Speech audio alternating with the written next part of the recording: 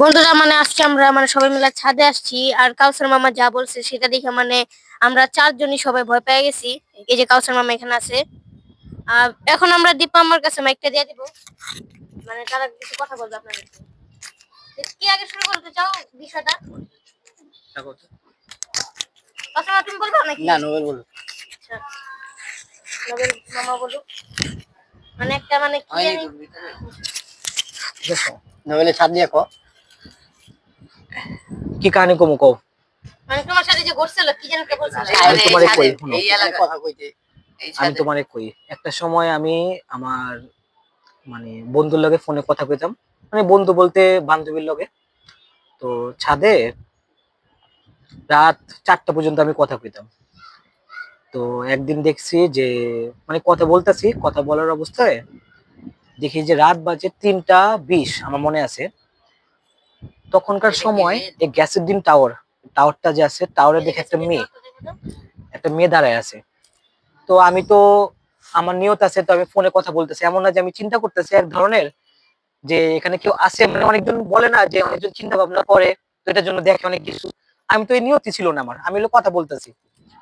তো তারপর দেখলাম যে মেয়েটা দাঁড়ায় আছে। তখন আমি যার সাথে কথা বলতেছিলাম তারে বললাম যে তুমি আমার সাথে মানে তুমি রানিং এ থাকো, রানিং এ কথা বলতে থাকো, আমি দেখি মেয়েটা কে বা কোনো সমস্যা হয়েছে কিনা। আমি জিজ্ঞাসা করতে গেছি যে আপনি কে বা কোনো সমস্যা হয়েছে এত রাতে ছাদে, আর আপনাদের ছাদে তো গেট খুলে না। তখন মেয়েটা আমারে দেখা মানে কোনো কথা বলেনি, একটা খালি হাসি দিল। হাসি দিয়া মানে মানে কেমন জানি একটা রিয়াক্ট করছে, মানে ফেসটা কেমন জানি করছে। আর একটা জিনিস খেয়াল করছি আমি, মেয়েটার মানে গ্যাসোলিন টাওয়ার এখান থেকে কিন্তু দেখা যায় যে মেয়ের যে মেয়ের পা নিচে ছিল না। মেয়েটা লাগতেছিল হাওয়া, মেয়েটা লাগতেছিল যে বাতাসের মধ্যে ইয়া করতেছে, ঝুলতেছে। আমি নিজের চোখে এটা দেখছি। কত সালে? এটা কাহিনী হলো তোমার 2022 সালে, 4 বছর আগে। 4 বছর আগের কাহিনী এটা। এই গ্যাসের টাওয়ারের এই কথা মানে গ্যাসোলিন সবাই টাওয়ারে জানে। এই লালবাগ এটা এলাকার অনেক ভয়ঙ্কর। এমনকি এই গ্যাসোলিন টাওয়ার এমনও শোনা যাচ্ছে যে এটা যে বাড়িওয়ালা, এগুলা কাহানির জন্য গ্যাসোলিন টাওয়ার কেউ উঠতে দেয় না, দিন বেলা উঠতে দেয় না, রাত্রে দূরের কথা। এমন একটা টাওয়ার এটা, গ্যাসোলিন টাওয়ার। আমি যার সাথে তখন ফোনে কথা বলতেছিলাম তারে আমি সাথে সাথে বলছি দেখো আমি এমন এমন দেখছি। তো আমি তো মানে আমি যদি একবারে ঘাবড়ে গেতাম জিনিসটা পায়ে গেত আমারে। তখন আমি সাহস কইরা আমি কই মানে আমি ইচ্ছাকৃত কইরা মানে ফোনে আরো জোরে জোরে কথা বলতেছি ইচ্ছাকৃত কইরা, বইলা আমি আস্তে আস্তে করে সইরা সিঁড়িতে নেমে গেছি। কারণটা হলো আমি যদি তখন চুপ হয়ে গেতাম বা স্টপ হয়ে গেতাম, সাথে সাথে আমার পায়ে গেত জিনিসটা। তখন আমার প্রায় 2 থেকে 3 দিনের মতো জ্বর ছিল। পরে আমাদের এখানে এক মসজিদ ইমাম সাহেব আছে, সেখান থেকে ঝাড়িয়েছি, ঝাড়ানোর পর আল্লাহর রহমতে আর কোনো সমস্যা পরে হয়নি। আর কি এটাই। আরো ছোটখাটো অনেক কাহিনী আছে, যেমন ছাদে বসে এখানে কথা বলতাম। তো এমনও দেখছি যে 10 ইঞ্চি ইটা এখান থেকে মানে ওই জায়গায় সরে গেছে নিজের থেকে, নিজের চোখে দেখছি আমি, কসম। পরে আবার এমনও দেখছি, ও আরেকটা তো কথা বলতে ভুলে গেছি, ওইখানে একটা বাসা আছে ওই জায়গায়। তো একদিন বৃষ্টির দিনে তা আমি এখানে বসে ফোনে কথা বলতেছি। তো আমি তো বললাম যে আমি বেশি রাত পর্যন্ত কথা বলতাম। আমি নিজের চোখে দেখছি যে আগুন আছে না, আগুনের গোলা উঠতেছে। আমি তখন আমি আমি চিন্তা করলাম কি যে আজ এরা ভয় না পায়, আমি একটু ভালোভাবে দেখি। সামনে যে যখন দেখছি তখন স্পষ্ট দেখছি যে আগুনে গলে উঠতেছে। আর ওই বাসে কেউ উঠেও না, ওই ছাদে গেট লাগান থাকে সব সময়, কারণ ওই বাসে বাড়িওয়ালা নেই। বাড়িওয়ালা চলে গেছে বাড়ি ভাড়া দিয়া অন্য জায়গায়, খালি ভাড়া উঠে। তো এটাই আমার কাহিনী। এবার আমার বন্ধু কাউসার বলবো। মানে ডিপ্লোমার মতো সব মানে রিয়েল যে কাহিনীগুলো হয়েছে মানে ওইগুলি এক্সপ্লেন করবে। আসসালামু আলাইকুম বন্ধুরা, আশা করি সবাই ভালো আছেন।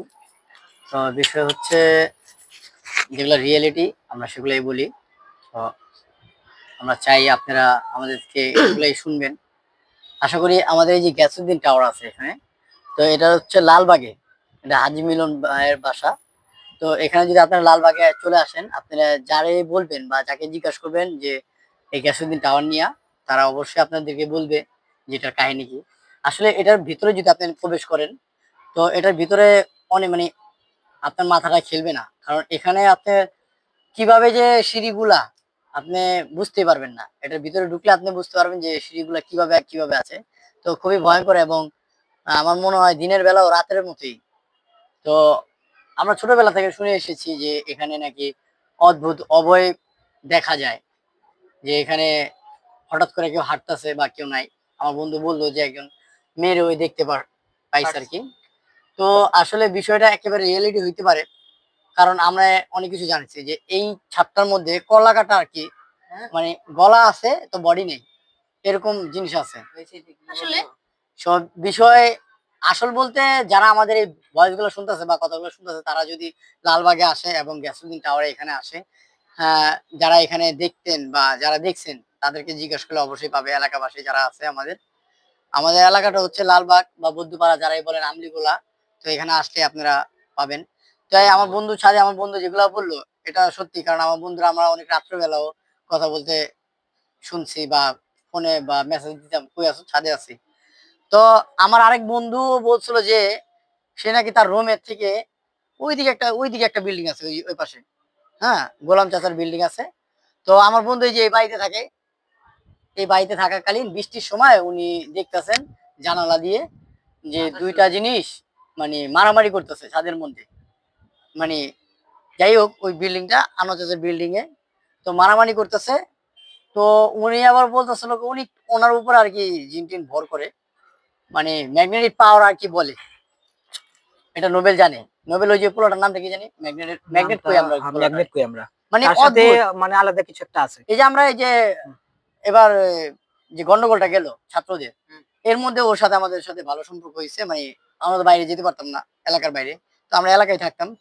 ওই ওই সময় বললো যে ওর ওর কাছে নাকি একটা কিরকম একটা শক্তি আছে, মানে কোনো খারাপ নেগেটিভ শক্তি যদি ওর সামনে আসে ওর শরীরের লোম দাঁড়ায় যায় বা ওর ক্ষতি করার চেষ্টা করে, তখন ওর শরীরটা কালো হয়ে যায়, মানে অন্য আবরণ তৈরি হয় শরীরে।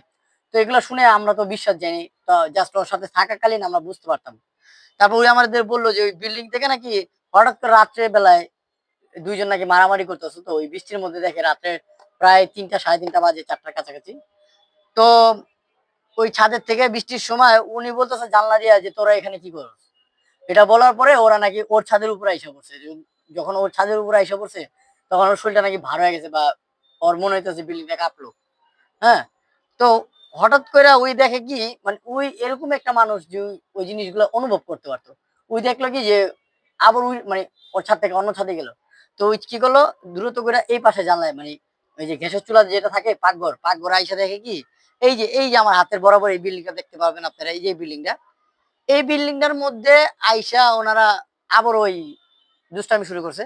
তো উনি আবার গ্যাসের চুলা ওই যে ওইখানে লাইট জ্বলতেছে ওই পাশে, ওই গ্যাসের চুলার এখান থেকে উনি আবার বলতেছে যে তোরা এখান থেকে গেলি না।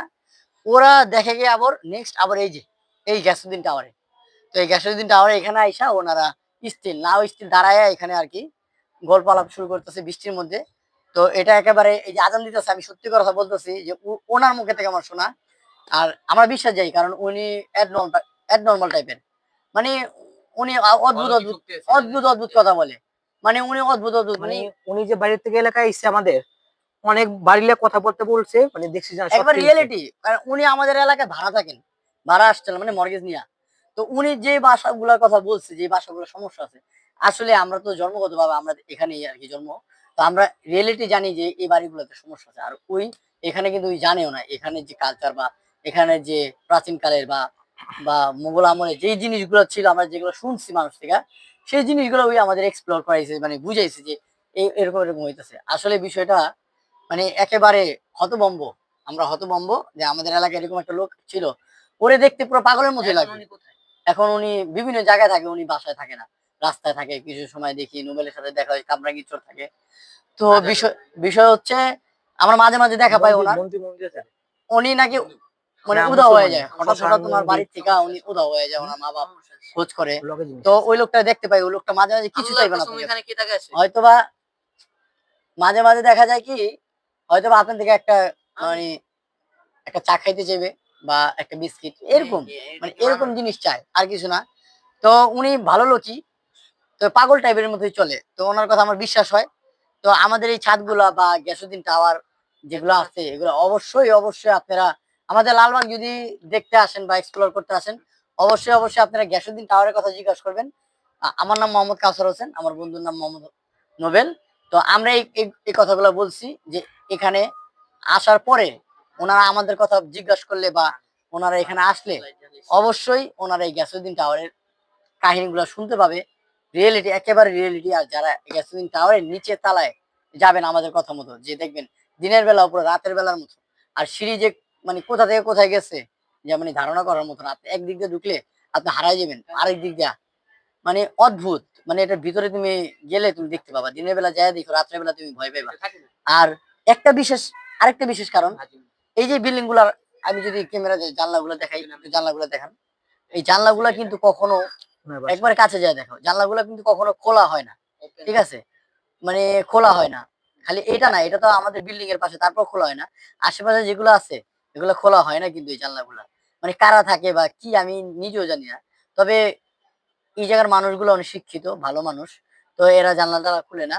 তো অদ্ভুত কাহিনী আমাদের এই লালবাগ, পুরান ঢাকার ঐতিহ্যবাহী আমাদের যে লালবাগের অলিগলি আছে, আপনারা এখানে আসলে পাবেন। আমি আপনাদের নেক্সট একটা ভিডিওতে আমি আমাদের এই যে তালগাছের গলি, এক নাম করা তালগাছের গলি, এই গলির আমি কাহিনী শোনাবো।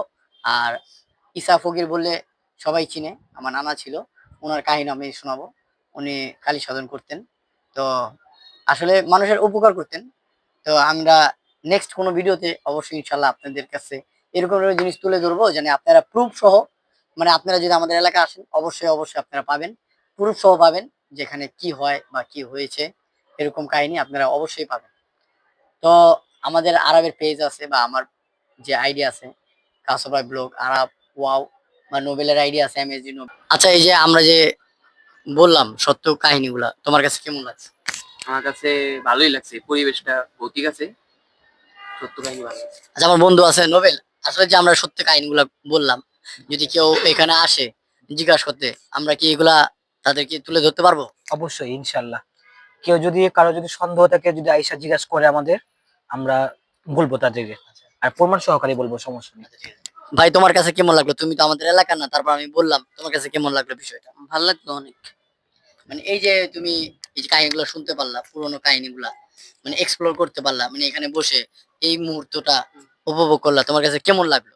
আপনাদের সাথে থেকে অনেক ভালোই লাগছে। আর কাহিনীটাও বলছেন, এটা একটু হরর টাইপ। আমরা মূলত কাহিনী বলি না, আমরা মূলত রিয়েলিটি যেটা হয়েছে ওইটাই বলছি, যে এখানে যে সত্যিকারের ঘটনাগুলো বলছি। তোমার কাছে সত্যিকারের ঘটনাগুলো কেমন লাগে? আপনাদের তাও যদি সন্দেহ থাকে, তাও এই যে বড় ভাইরা বইলা দিছে, ইনাদের সাথে একটু যোগাযোগ করতে পারেন আপনারা। হ্যাঁ বন্ধুরা, আপনারা যেটা শুনলেন, আপনারা যদি কারো সন্দেহ থাকে আমাদের এলাকায় আসবেন, লালবাগ, মধ্যপাড়া বা আমনিগুলা যেটাই বলে, আইসা আমাদের নাম জিজ্ঞেস করলে অবশ্যই কেউ না কেউ চিনে আমাদের, দেখাই দিব। আমাদের সাথে আছে আরাফ। আরাফের, আরাফ তোমার কাছে কেমন লাগলো? না, যেটা বলতে গেলে এটা হচ্ছে মানে যে কাউসার মামা বলছে এটা মানে অনেক পুরানা কাহিনী। এটা আমি আমার আম্মা আব্বুর থেকে মানে শুনতে পাইছি যে নাকি এই তালগল্লিতে অনেক খারাপ কিছু আছে, যেটা তালগাছের গলিতে। হ্যাঁ মানে তাল গাছের গলিতে এটা মানে নাম দেওয়া হয়েছে তালগল্লি। এটা মানে অনেক মানে ছোটবেলা থেকে আমার আম্মু আব্বুদের সাথে মানে অনেক সমস্যা হয়েছিল এই জায়গায়। যেটা আর কোরআনে হাদিসে লেখা আছে যে কুফর এবং জিন জাতি এটা আছে। এটা কোনো মিথ্যা কথা না, আর যেটা সত্যি কথা সেটা তুলে ধরলো কাউসার মামা। এখন মামা আমাদেরকে বলবে বাকি বিষয়গুলা। হ্যাঁ মামা বলো। তোমরা যদি চাও, আমি তো যা বলার তো বললাম সত্য ঘটনা। জি আর জি। তোমরা যদি চাও, আরো অনেক ঘটনা আছে আমার সাথে, যেমন আমার পীর সাহেবের সাথে কিছু ঘটনা আছে, হুম, ব্যক্তিগত আমার সাথে কিছু ঘটনা আছে, তো বলতে পারবো সামনে ইনশাল্লাহ। ইনশাল্লাহ। আপনারা যদি এই ভিডিওটা কমেন্ট করে এবং জানতে চান যে পরবর্তীতে কি হয়েছিল মামার সাথে, আর কিছু আমাদের আরো কিছু ঘটবে নাকি পরবর্তীতে, যদি কিছু হয় আপনার সাথে ইনশাল্লাহ শেয়ার হবে। তাই সাবস্ক্রাইব করে রাখুন আমাদের চ্যানেলটি। আর দেখা হবে আপনাদের সাথে পরবর্তী ভিডিওতে।